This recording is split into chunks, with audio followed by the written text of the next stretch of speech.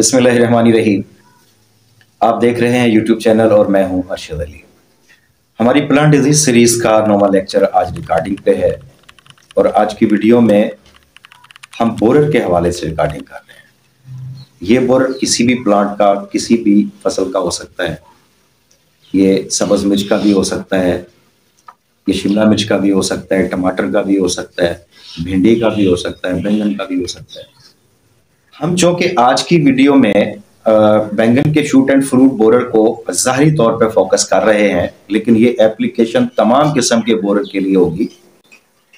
तो जहन में ये बात रखनी है कि बैंगन के शूट एंड फ्रूट बोरर को आप जोर जबरदस्ती के साथ काबू नहीं कर सकते हैं।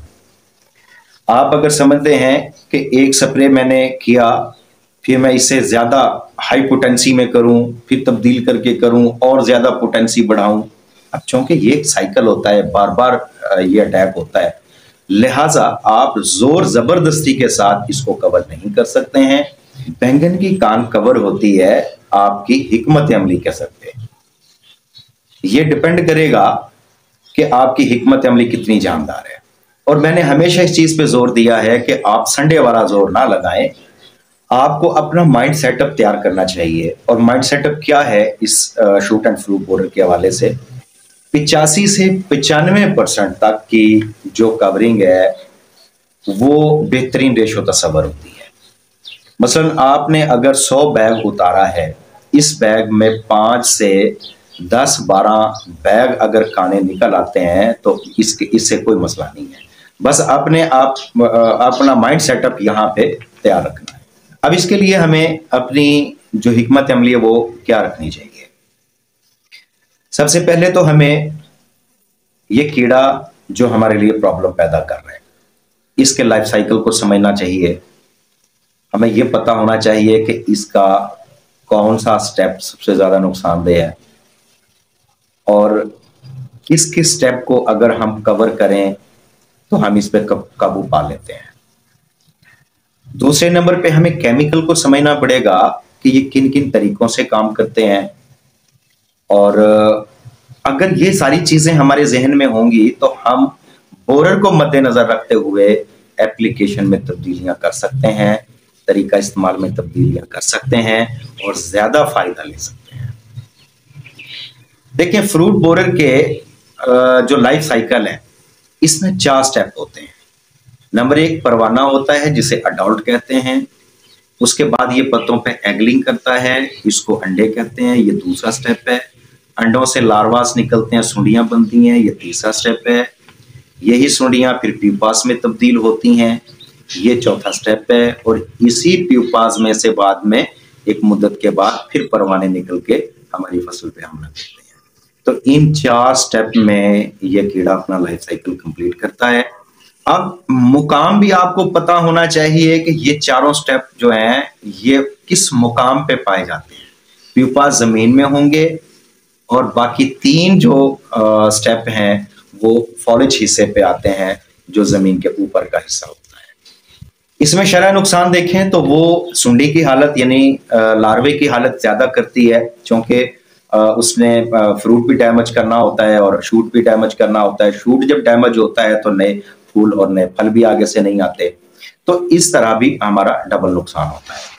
दूसरे नंबर पे हमें इसके अडल्ट को फोकस करना चाहिए ताकि वो एगलिंग ना करे।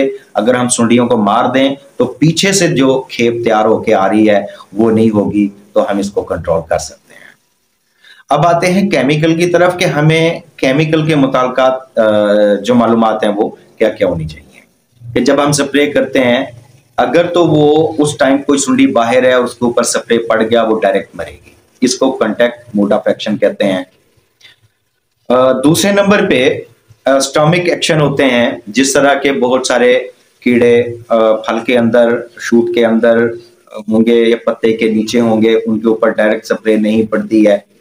तो स्टोमिक एक्शन जो दवाइयां हैं वो जब पत्ते के ऊपर या पौधे के ऊपर स्प्रे हो जाती हैं तो जाहिर बात है कुछ दिनों के लिए वहां पे रहती हैं।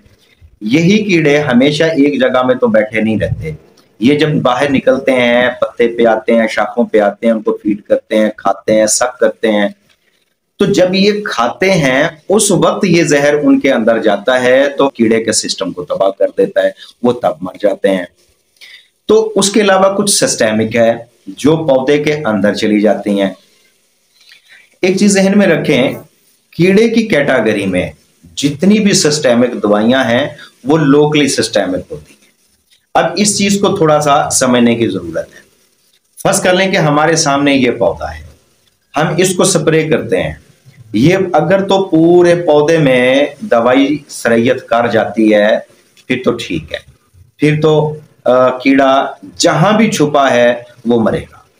हमने इस पौधे पे स्प्रे की और वो 2 पत्तों के ऊपर या 1 पत्ते के ऊपर स्प्रे पड़ती है, वो सिर्फ उस पत्ते के अंदर ही सरयत करेगी, सारे पौधे में सरयत नहीं करती है।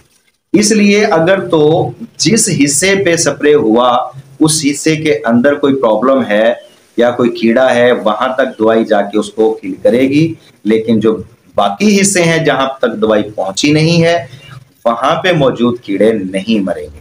तो अब चूंकि जितने भी इंसेक्ट पेस्ट को कंट्रोल करने के लिए जहरें हैं जो सिस्टेमिक हैं वो लोकली सिस्टेमिक हैं, वो सारे पौधे में सरयत होने वाली नहीं है स्प्रे के जरिए से।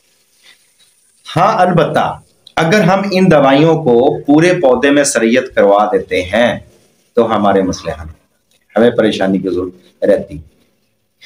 अब यही दवाइयां जो हम स्प्रे कर रहे हैं, अगर हम इनको ड्रिंच के जरिए या फ्लड के जरिए पौधे को देते हैं तो फिर ये पूरे पौधे में सरयत कर जाती है। सिर्फ हमने अपना जो स्ट्रेटेजी है वही तब्दील कर दी। आप 50% स्प्रे पे फोकस कर लें और 50% आप नीचे की एप्लीकेशन को फोकस कर लें तो आपके कीड़े कंट्रोल में आ जाते हैं। तो इन प्रोडक्ट की अब हम चॉइस कैसे करेंगे? सबसे पहले तो लाइफ साइकिल में हम सुंडी के लिए मैनेजमेंट कर लेते हैं। काफी सारी जहरें हैं मार्केट में, आप उन्हीं को बेशक इस्तेमाल कर लें, लेकिन चंद मैं आपके लिए अच्छी एप्लीकेशन दे देता हूं। फेनिकॉल के नाम से एक प्रोडक्ट है, इसमें फिनप्रोपैथ्रिन और एबामेक्टिन। फिनप्रोपैथ्रिन बहुत कमाल की केमिस्ट्री है इस काम के लिए। दूसरे नंबर पे एमाकोर, क्लोरफल्वाजोरान और एबामेक्टिन का कॉम्बिनेशन है, ये भी बहुत कमाल की केमिस्ट्री है। अब इसके अलावा टोसाको, डाइफ्लूबेंजोरान, हमारी इस कीड़े की लाइफ साइकिल के तीनों हिस्सों को, यानी कि तितली को, अंडों को और सुंडियों को, तीनों के ऊपर बहुत अच्छा काम करता है। इसके अलावा भी आप अपनी चॉइस अपने इलाके के हिसाब से ले सकते हैं जो आपको आसानी से मिल जाए। ये 4 प्रोडक्ट मैंने आपको बताए सुंडी की मैनेजमेंट के लिए। इसके साथ में चूंकि अब हमने कोशिश करनी है कि ये जो ऊपर परवाना है ये स्टेज भी क्लियर होनी चाहिए, ये अंडे भी मरने चाहिए, ठीक है। चूंकि प्यूपा का मैं इसलिए नाम नहीं ले रहा हूं, ये सॉइल एप्लीकेशन के लिए, ये जमीन के अंदर होता है, आपके स्प्रे के ऊपर काम नहीं करेंगे। तो इस मकसद के लिए हमें हेल्पिंग प्रोडक्ट यूज करने होंगे। अब हेल्पिंग प्रोडक्ट क्या होते हैं? देखें, आप जब बैंगन की कान के लिए स्प्रे करते हैं तो असीटामेप्रिड क्यों मिलाते हैं साथ में? ये हेल्पिंग प्रोडक्ट होते हैं। आप ट्राइक्लोरोफान क्यों मिलाते हैं साथ में? ये हेल्पिंग प्रोडक्ट होते हैं कि जो उड़ने वाली चीजों को कवर करेंगे, तितली को, अंडे को मार लेंगे।